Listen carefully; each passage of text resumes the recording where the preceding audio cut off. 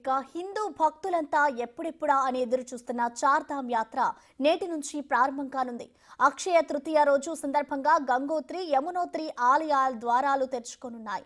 ఈ ఆలయాల ద్వారాలు తెరుచుకుంటే అధికారికంగా చార్ధామ్ యాత్ర ప్రారంభమవుతోంది. మంగళవారం ఉదయం 11:57 అభిజిత్ ముహూర్తంలో ముఖాభా గ్రామం నుంచి గంగోత్రి ధామ్కు గంగామాత్ర డోలీ బయలుదేరింది.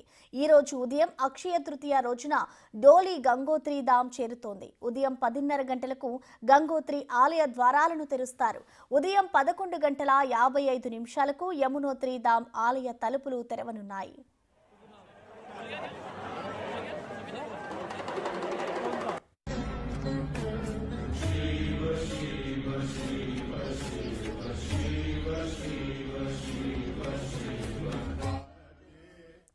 ఉత్తరాఖండ్లోని 4 ప్రముఖ ఆలయాలైన గంగోత్రి, యమునోత్రి ఆలయాలు నేడు తెరుచుకోనుండగా కేదార్నాథ్ ఆలయం మే 2న, బద్రీనాథ్ ఆలయం మే 4న తెరుచుకోనున్నాయి.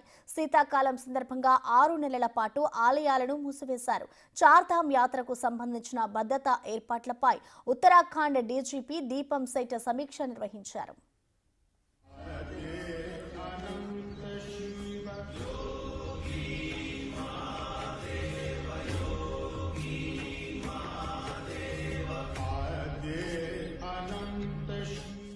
కశ్మీర్ ఉగ్రదాడుల నేపథ్యంలో చార్ధామ్ యాత్రకు పటిష్టమైన భద్రతను కల్పిస్తున్నారు.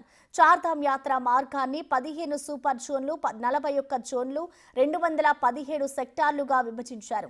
ఈసారి యాత్ర మార్గంలో మొత్తం 624 సీసీటీవీ కెమెరాలను పోలీసులు ఏర్పాటు చేశారు. 9 మంది ఏఎస్పీ, డీఎస్పీ స్థాయి అధికారులు భద్రతను పర్యవేక్షించనున్నారు.